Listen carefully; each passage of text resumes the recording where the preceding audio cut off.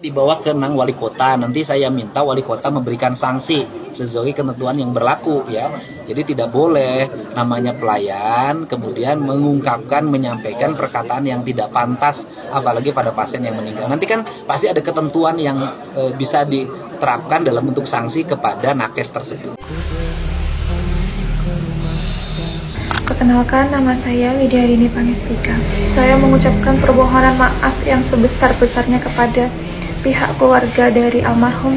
Saya Norma Zahara, izinkan saya menyampaikan permintaan maaf dan penyesalan saya yang sebesar-besarnya terhadap sikap dan tindakan saya di sosial media Threads yang telah menyinggung dan menyakiti almarhum Yurizal beserta keluarga. Saya Benny Christian Sihombing. Saya ingin menyampaikan permohonan maaf atas ketikan saya di media sosial di Threads. Saya juga ingin menyampaikan turut berduka cita kepada pemilik utas yaitu almarhum Yurizal. Saya Nida Clarissa Teofilus, tenaga kesehatan di Rumah Sakit Umum Daerah Umum Raramihole Ngapu, dengan ini menyampaikan permohonan maaf yang sebesar-besarnya. Inti dari persoalan ini adalah karena adanya nirempati. Bagaimana nirempati itu bisa muncul, bisa lahir pada seseorang? Itu dikarenakan karena dia memahami kebenaran hanya dari sudut pandang dirinya, tidak memahami kebenaran dari sudut pandang orang lain. Kenapa para nakes ini sampai sebarbar itu? Itu karena dia merasa dirinya benar, tetapi dari sudut pandang dirinya saja. Sedangkan si korban itu meskipun dia merasa dirinya benar, dengan ditelantarkan katakan selama 8 jam tidak dapat ruangan, itu kan merasa dirinya benar, makanya dia berani nge-treat, begitu loh. Tetapi minimal si korban masih melihat sisi kebenaran itu dari sudut pandang yang lain, sehingga bahasanya itu lebih halus, lebih terkontrol, beda dengan para nakes ini. Dibawa ke Nang Wali Kota, nanti saya minta Wali Kota memberikan sanksi sesuai ketentuan yang sebenarnya bukan itu saja yang terjadi, masih banyak hal-hal yang terjadi yang dilakukan oleh nakes kepada pasien BPJS.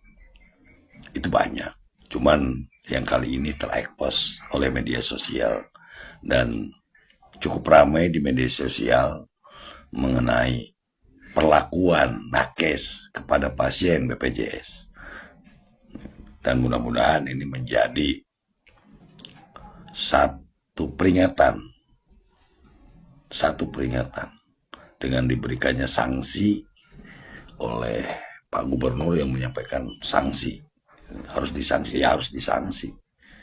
Karena bagaimanapun tenaga kesehatan itu harus melayani pasien, siapapun pasiennya. Tidak ada klasifikasi. Mau orang kaya, orang miskin, mau bayar secara umum atau bayar menggunakan BPJS, tetap harus dilayani dengan baik. Dan kepada pasiennya pun tolong sampaikan bahasa yang baik-baik. Karena mereka itu lelah juga, capek juga menghadapi pasien yang begitu banyak barangkali. Dan saya berharap nakes itu harus melayani segala sesuatu, melayani pasien itu dengan baik. Baik itu BPJS, baik itu bayar umum, tetap berbuat baik. Karena ini berurusan dengan kesiapan Anda sebagai tenaga kerja kesehatan. Jangan sampai mengeluarkan kata-kata yang kurang nyaman, kurang enak. Dan resikonya ya kembali kepada Anda. Anda akan disanksi, dan sanksi sosial dari masyarakat itu kan lebih pedih, lebih menyakitkan. Makanya kepada pihak pemerintah, tolong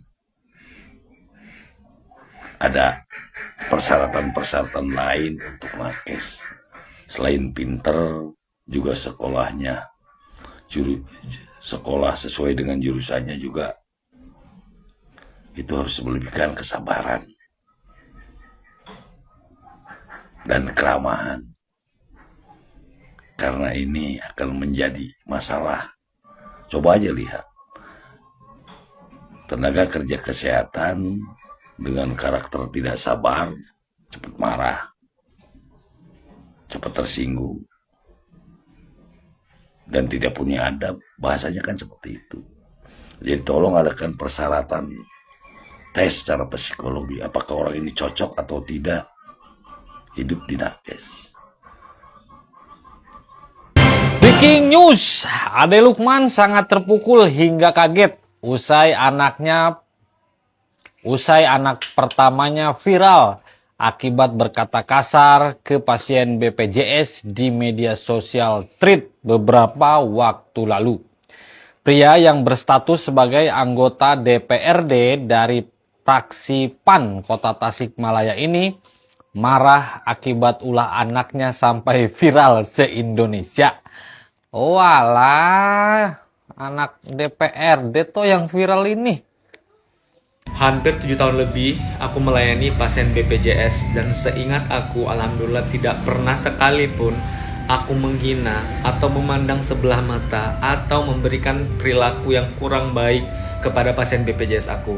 Kalau ada yang nonton video ini dan pernah dikerjain sama aku dan kalian pakai BPJS, kalian pasti tahu bagaimana tindakan aku dan betapa aku tuh sangat menyayangi pasien-pasien BPJS. Karena menurut aku pasien BPJS atau non BPJS itu seyogyanya mereka adalah manusia yang datang ke dokter untuk melakukan pengobatan dan tentu harus diberikan pelayanan yang paling baik. Bahkan nih ya, serewel-rewelnya atau semenjengkelkannya pasien, tentu ada dong beberapa oknum, itu tuh tetap aku hadapi dengan tenang. Aku berikan penjelasan dengan baik karena aku tuh nggak mau melukai hati orang. Dan miris banget dengan fenomena pasien yang meninggal, yang update di media sosial sebelum meninggal dan ternyata dia dihujat oleh banyak nakes. It's really unfortunate. Tapi aku mau nyampein ke kalian gak usah khawatir karena dokter yang baik itu masih banyak banget di Indonesia. Dan ini juga menjadi reminder buat aku personally untuk lebih hati-hati dan lebih menyayangi pasien lagi, baik itu pasien BPJS ataupun non BPJS.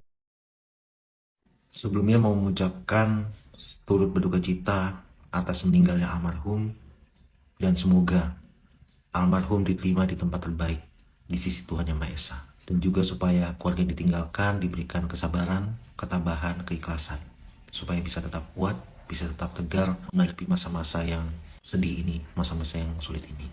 Aku di sini juga sebagai nakes, aku dokter gigi, dan aku sudah mulai praktek mungkin sudah sekitar 18 tahun. Jadi aku paham bagaimana stres atau capeknya nakes-nakes yang ada di rumah sakit terutama ya. Karena dulu juga pernah stase di rumah sakit, jadi pahamlah gimana hektik dan stresnya nakes-nakes yang di sana. Tapi jangan pernah lupa, kita nakes itu menjadi nakes, itu kita itu disumpah. Ada sumpah, kalau untuk yang dokter dan dokter gigi ada sumpah dokter. Dan kata-kata pertamanya adalah demi Tuhan saya bersumpah. Kita tuh bukan sumpah atau berjanji hanya di hadapan dekan, teman sejawat, atau bahkan masyarakat. Kita tuh berjanji, bersumpah bahkan di hadapan Tuhan. Dan bukti pertamanya adalah kita memprioritaskan kemanusiaan, dalam hal ini pasien. Jadi oke lah, aku paham kita bisa capek, kita bisa burn out, kita bisa exhausted ya, kita bisa, emosi kita juga bisa naik turun gitu loh, karena kondisi kita capek. Tapi tetap, kita tuh udah disumpah. Jadi ini pilihan kita untuk menjadi tenaga kesehatan. Ataupun kalau kamu yang nggak memilih awalnya menjadi tenaga kesehatan dan kamu tetap berkuliah sampai lulus dan menjadi tenaga kesehatan, sekarang ini keputusan kamu untuk tetap bertahan. Jadi memang sudah menjadi bagian kehidupan nakes, dalam hal ini dokter dan dokter gigi, untuk memprioritaskan pasien. Jadi kita bisa capek, kita bisa burn out, kita bisa exhausted, tapi ingat kita disumpah. Jadi ya sepertinya untuk kita meluapkan itu, apalagi kepada pasien, apalagi dalam kondisi dan keadaan yang seperti sekarang, kayaknya menurutku ya nggak pantas. Terus gimana penyalurannya? Ya sendiri aja. Mungkin kamu bisa teriak, mungkin kamu bisa meluapkan emosi kamu sendiri, di ruang kamu sendiri. Luapkan emosi itu. Nah begitu kamu menghadapi pasien atau masyarakat atau siapapun di luar sana, kamu nggak bisa. Karena kamu adalah seorang tenaga kesehatan yang sudah disumpah. Itu udah menjadi bagian dari hidup kita, karena kita disumpah. Yang kedua, memang tidak semua yang ada di isi otak kita, ada yang di dalam hati kita itu kita bisa luapkan mentah-mentah. Bukan kita munafik, tapi kita bisa saring kata-katanya, kita bisa kemas kata-katanya. Yang paling utama adalah kita harus punya empati. Dan kita punya empati, kita bisa mikir, kalau saya ada di posisi itu, mendengar ini, saya sakit hati nggak? Saya kecewa tidak? Saya sedih nggak? Kalau misalnya kita di posisi itu kita bisa sakit hati, kecewa dan sedih. Nah, begitupun orang lain yang mendengar kata-kata kita atau melihat tulisan kita. Jadi kalau misalnya memang itu yang ada di otak kamu, hati kamu, karena kamu mungkin lagi capek, tenangin dulu, luapin dulu, tenangkan diri dulu, baru kamu ngomong. Nah, ketika kamu sudah ngomong dalam kondisi yang sudah tenang, itu akan beda. Pemilihan katamu beda, penyampaianmu beda, bahkan kalau dalam bersuara nada kamu beda, gestur kamu pun bakal beda. Jangan kamu lagi capek, kamu lagi marah, kamu lagi burn out, kamu lagi exhausted, kamu langsung meluapkan itu, kamu langsung ngomong itu.